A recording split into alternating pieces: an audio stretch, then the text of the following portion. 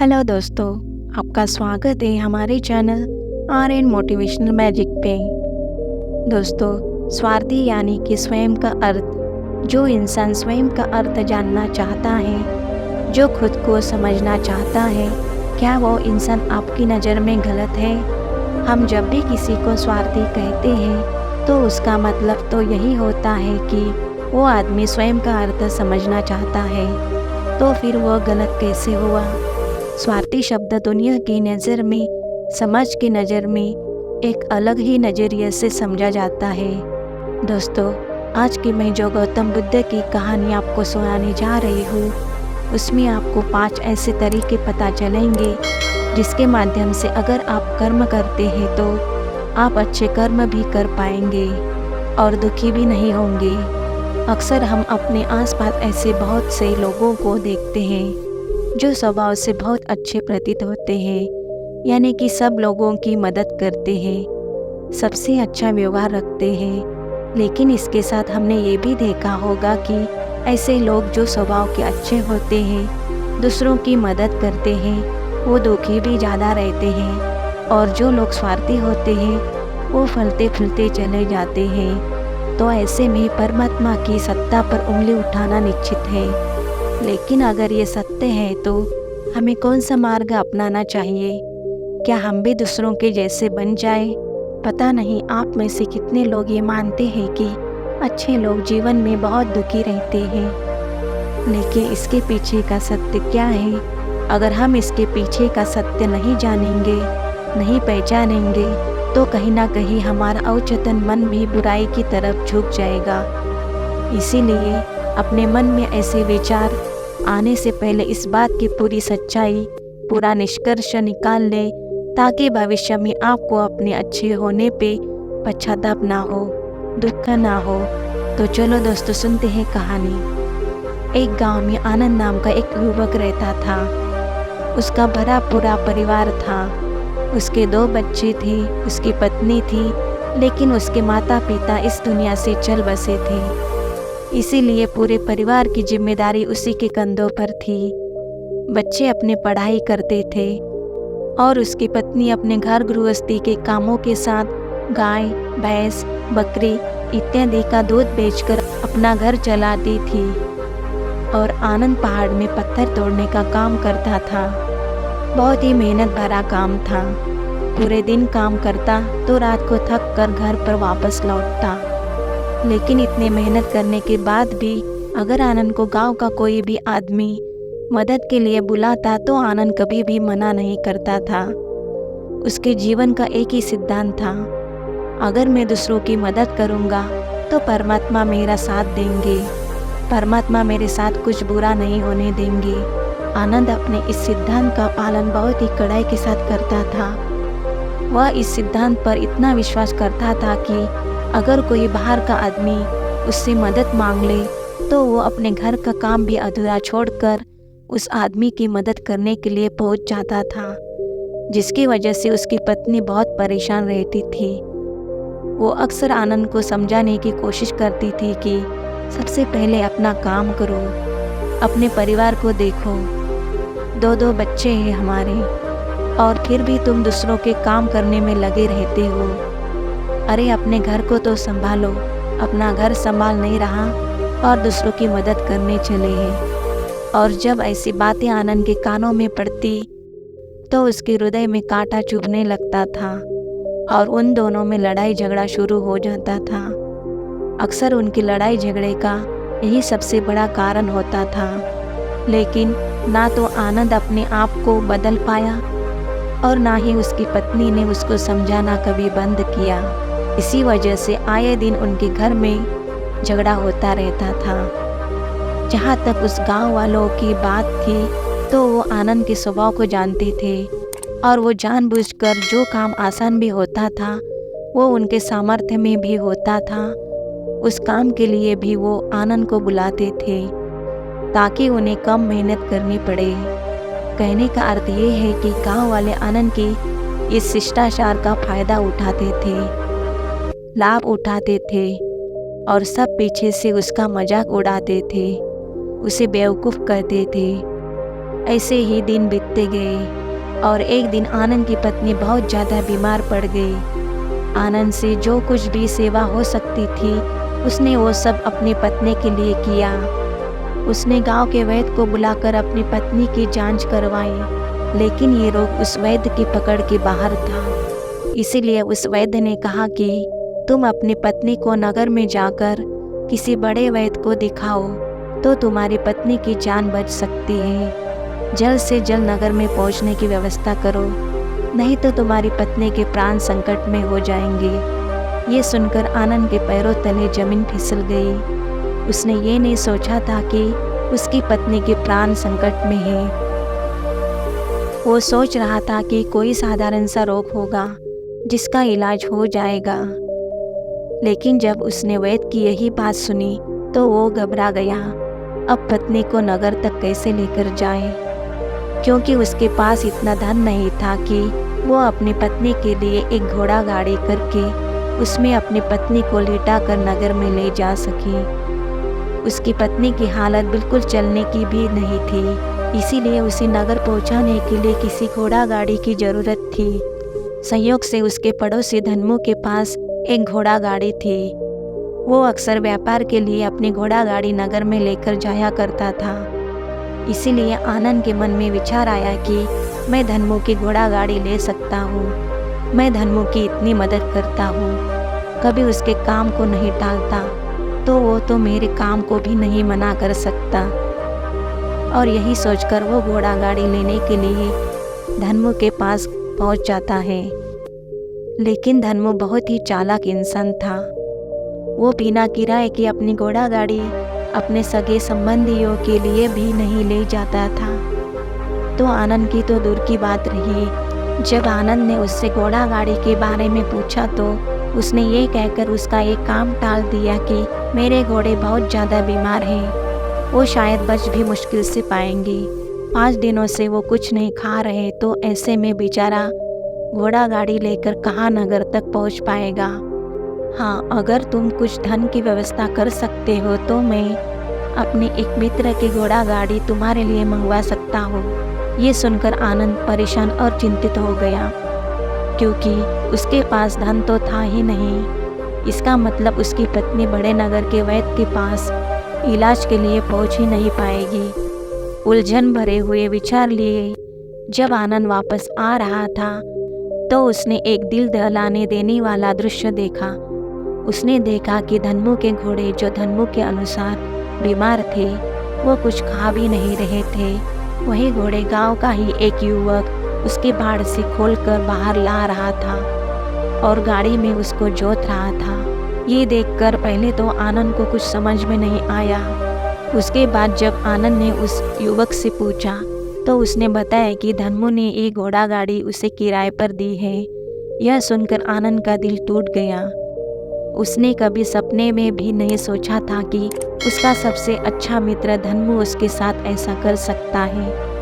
हालांकि ये इस बात पर दुखी होने का वक्त नहीं था, इसलिए आनंद वहाँ से जल्दी से लौट जाता है और गांव के ही एक सेठ के पास जाकर कुछ धन उधार लेकर धन्मू को दे देता है।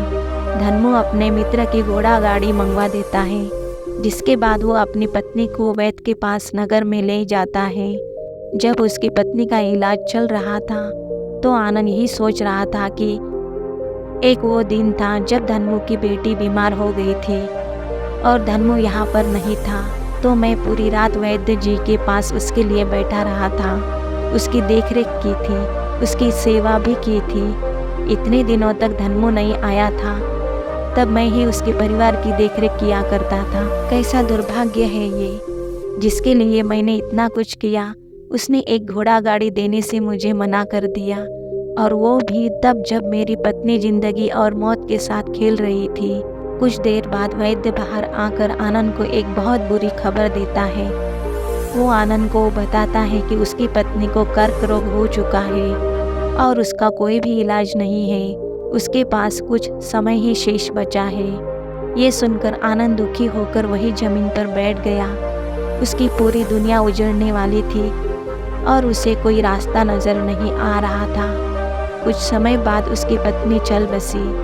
और अब दोनों बच्चों की जिम्मेदारी उसके कंधों पर आ गई थी। लेकिन यहाँ पर आनंद के सारे सिद्धांत टूट चुके थे, उसके सारे भ्रम खत्म हो चुके थे।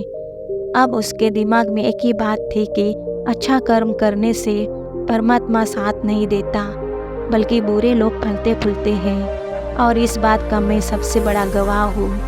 ये विचार अक्सर उसके दिमाग में चलते रहते थे और इसी वजह से उसका मन धीरे धीरे संन्यास्त हो गया, देश दुनिया से दूर हट गया।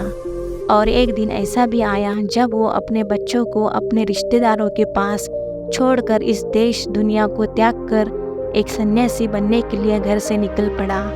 उसने गांव में किसी को कुछ नहीं बताया, किसी को नहीं पता था कि आनंद अचानक कहाँ गायब हो गया। सन्यास की दीक्षा लेने के लिए वो एक बौद्ध भिक्षु के पास पहुंचता है। बौद्ध भिक्षु उस समय ध्यान में बैठे हुए थे। ध्यान से बाहर आने के बाद वो बड़े ध्यान से आनंद के चेहरे को देखते हैं और उससे सन्यासी बनने का कारण पूछते हैं। इस पर आनंद उन्हें अपनी पूरी आप बीती सुना देता है और कहता है कि महात्मा, इस दुनिया में मुझे कुछ भी हासिल नहीं हुआ। मेरा मन इस दुनिया से विरक्त हो चुका है। जब अपने दोस्तों ने ही मेरा साथ नहीं दिया तो इस दुनिया में रहने का क्या मतलब, और इसी वजह से मैं सन्यासी बनना चाहता हूँ। ये सुनने के बाद बौद्ध भिक्षु ने उपदेश देना शुरू किया। उन्होंने कहा कि याद रखना बेटा, जीवन से विरक्त होकर सन्यासी बनना तुम्हें परम सुख तक कभी नहीं पहुंचा सकता, परमानंद तक कभी नहीं पहुंचा सकता। तुम दुनिया से अपने मन पर एक बोझ लेकर विरक्त हुए हो। तुम दुनिया से परमात्मा की खोज करने के लिए विरक्त नहीं हुए हो। इस भ्रम में कभी मत रहना। तुम संसार से विरक्त हुए हो क्योंकि संसार ने तुम्हें धोखा दिया, ऐसा तुम्हें लगता है। इसीलिए तुम परमात्मा पे कभी विश्वास नहीं कर पाओगे और ना ही उन पर अपनी पूरी आस्था बना पाओगे। इसीलिए सन्यासी होने का भी तुम पूरा लाभ कभी नहीं उठा पाओगे। सन्यासी होने का लाभ तब मिलता है जब हमारी प्रभु में, परमेश्वर में, परमात्मा में पूर्ण आस्था बन जाती है। मैं तुमसे पूछता हूँ, क्या तुम्हारी आस्था परमात्मा में है? ये सुनकर आनंद कहता है कि हे महात्मा, मैं तो दुनिया देखकर आया हूँ कि जो बुरे कर्म करता है वो फलता फूलता है और जो अच्छा काम करता है उसे कुछ भी नहीं देता। परमात्मा उसे दुख ही दुख देता है। इसीलिए मैं परमात्मा पर अपनी पूर्ण आस्था कैसे बना सकता हूँ? ये सुनकर उस बौद्ध भिक्षु ने कहा कि यही तो मैं तुम्हें समझाना चाहता हूँ कि तुम पूरी ऊर्जा अपने सन्यासी जीवन में लगाओ और उसके बाद भी तुम्हें फल प्राप्त ना होए तो तुम्हें कैसा लगेगा। इसीलिए किसी की भी मदद करने के लिए मैं 5 सिद्धांत तुम्हें बताता हूँ। ये 5 सिद्धांत समझकर संसार में वापस लौट जाओ और संसार में एक गृहस्थ जीवन जियो। उसके बाद ही सन्यासी जीवन का उदय होता है। जब हम अपने गृहस्थ जीवन को पूर्ण रूप से समझ लेते हैं और अपनी जिम्मेदारियों का निर्वाह कर देते हैं। ये कहकर बौद्ध भिक्षु ने कहना शुरू किया कि जब भी तुम किसी की सहायता करते हो, किसी की मदद करते हो, तो उसमें सबसे पहली बात, सबसे पहला सिद्धांत जो ध्यान में रखने का होता है वो होता है कि किसी की मदद करते वक्त, किसी की सहायता करते वक्त कभी भी उससे उम्मीद मत रखना। ये मत सोचना कि आज मैंने इसकी सहायता कर दी, मदद कर दी, तो कल बदले में ये भी मेरी सहायता करेगा, मेरी मदद करेगा। अगर तुम ऐसा सोचोगे तो तुम्हें जीवन में दुखों का सामना करना ही पड़ेगा, क्योंकि एक नहीं तो दूसरा या दूसरा नहीं तो तीसरा कोई ना कोई तुम्हारी उम्मीद जरूर तोड़ेगा। और वास्तविकता में वो मदद या वो सहायता नहीं होती है, वो हमारे लालच का ही एक रूप होता है। हम उसकी सहायता या मदद निर्भर तरीके से नहीं कर रहे हैं। हमारे मन में लालच का भाव है, हमारे मन में बदले का भाव है। हम ये सोचकर मदद करते हैं कि इसकी मदद कर देता हूँ तो कल ये मेरी भी मदद करेगा, और यही लालच हमें अक्सर उन लोगों की मदद करने पर विवश करता है जो किसी न किसी रूप में धनवान होते हैं, क्योंकि हमें लगता है कि कल ये आदमी धन के द्वारा मेरी मदद कर सकता है। और इसीलिए जिस इंसान को वास्तविकता में मदद की आवश्यकता है, हो सकता है वो गरीब हो, लेकिन हमारा मन अपने लालच के वशीभूत होकर उसकी मदद कभी नहीं करेगा। इसीलिए किसी की मदद और किसी की सहायता करने के अपने विचारों को विस्तार दो। केवल एक प्रकार के वर्ग के लिए अपनी सहायता या अपनी मदद पेश मत करना। उन सब के लिए समान होनी चाहिए। ज़रा सोचो, एक तरफ तुम्हारा मित्र हो जिसके पास धन है, संपदा है, और दूसरी तरफ कोई गरीब औरत है जो भूखी बैठी हुई है। तुम्हारा दोस्त तुमसे कहता है कि यार आज तो खाने के लिए अच्छे अच्छे पकवान मंगवा लो बाजार से, और दूसरी तरफ वो औरत तुमसे 2 सूखी रोटी मांग रही है, तो तुम किसकी मदद करोगे? कौन मदद का हकदार सबसे पहले है? सबसे पहले हमारा कर्तव्य बनता है कि उस औरत की भूख मिटाए। लेकिन अक्सर इंसान ऐसे नहीं सोचता। वो अपने दोस्त को तो खिला देगा, उसको तो बाजार से बहुत महंगी वस्तु मंगा के दे देगा, लेकिन किसी गरीब को उसकी भूख मिटाने के लिए पैसा या धन नहीं देगा। दूसरी बात जो ख्याल में रखने की है वो ये है कि सहायता करते वक्त हमारा लालच कभी भी उसके साथ नहीं जुड़ना चाहिए। अक्सर हम जब किसी की मदद करते हैं तो हमारा लालच और हमारा स्वार्थ उसके साथ जुड़ा होता है, और हम अपने भविष्य की योजना तैयार करके उस आदमी की मदद करते हैं। हम ये सोचते हैं कि अगर मैं इसका ये काम करूँगा तो भविष्य में ये आदमी मेरा वो काम पूरा कर देगा, और वो सहायता, वो मदद बिल्कुल भी परमात्मा के द्वार को नहीं खटखटाती, क्योंकि वो लालच है। जाहिर है आप अपने आप को धोखा देने के लिए अपने लालच को एक सहायता, एक मदद का रूप दे रहे हैं। तीसरी बात जो ख्याल रखने की है वो ये कि अपने सामर्थ्य के हिसाब से दूसरों की मदद करो। कभी भी एक गृहस्थ आदमी को किसी की इतनी सहायता नहीं करनी चाहिए जिससे कि उसका परिवार और उसके बच्चे कष्ट में जीवन बिताएं। सबसे पहला फर्ज हमारा होता है अपने परिवार को सुखी रखना, उनकी ज़रूरतें पूरी करना, और उसके बाद दूसरों की मदद करना आता है। लेकिन कुछ लोग दूसरों की मदद पहले करते हैं और अपने परिवार में ध्यान कम देते हैं, जिससे कि परिवार में लड़ाई झगड़े आए दिन होते रहते हैं, और ये सब हम समाज में देखते रहते हैं, अपने आसपास देखते रहते हैं। अगली बात जो ख्याल में रखने की होती है वो ये कि अपना कर्म, अपनी जिम्मेदारियाँ पहले निभानी होती है।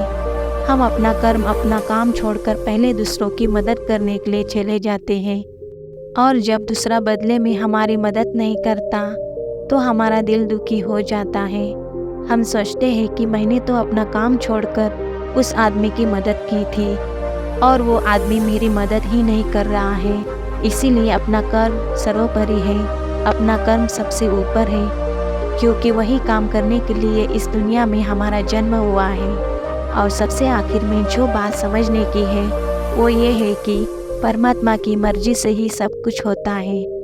हमारा कर्तव्य है कि अपने कर्म को करते जाना, करने धरने तो ऊपर वाले के हाथ में है। इसीलिए जो कुछ भी होता है सब ऊपर वाले पे छोड़ दो। अगर तुम्हें कोई धोखा भी देता है तो ये समझ के चलो कि वो सब ऊपर वाले की करनी होती है। आप ये मान के चलो कि मैं करता नहीं हूँ, मैं तो एक माध्यम हूँ, करवाने वाला तो वो है, उसके सामने किसी की मर्जी चली। जब ये आस्था, ये विश्वास हमारे मन में बैठने लगता है तो हमारी सारी शिकायतें दूर हो जाती हैं, क्योंकि इस दुनिया में जो भी होता है अच्छे के लिए होता है, जो भी हो रहा है अच्छे के लिए हो रहा है, और जो भी होगा अच्छा ही होगा। चाहे हमारी बुद्धि आज वर्तमान में इस सिद्धांत को ना समझ पाए, लेकिन जीवन में कभी ना कभी किसी न किसी मोड़ पर आपको जरूर ये एहसास होगा कि जो हुआ था वो अच्छे के लिए ही हुआ था। इसीलिए सारी शिकायतें दूर कर दो और बस अपना कर्म करते जाओ। अपने ग्रस्त जीवन को पूर्ण रूप से जी लो, और उसके बाद ही सन्यासी जीवन की नींव होती है। इसके बाद बौद्ध भिक्षु ने आनंद को कहा कि वापस अपने गांव लौट जाओ, अपनी बेटियों को वापस लेकर आओ, उन्हें पालो पोसो, दूसरी शादी कर लो, लेकिन बच्चों का पालन पोषण अच्छे तरीके से करो। ये सुनकर आनंद अपने बच्चों के साथ अपने गांव में वापस लौट आता है। गांव में किसी को खबर नहीं थी कि आनंद कहाँ पर गया हुआ था और वो क्या ज्ञान लेकर वापस लौटा है। लेकिन अगले दिन सुबह सुबह गांव वालों ने आनंद के चेहरे पर एक अलग ही चमक देखी। दोस्तों, अब आपको भी समझ में आ गया होगा कि गौतम बुद्ध ने आनंद को ये 5 सिद्धांत क्यों बताए। अगर हम भी ये 5 सिद्धांत अपनाते हैं तो हमारा जीवन भी बदल जाएगा, हमारे विचार भी बदल जाएंगे। दोस्तों, हमें यकीन है कि ये कहानी आपको ज़रूर पसंद आई होगी।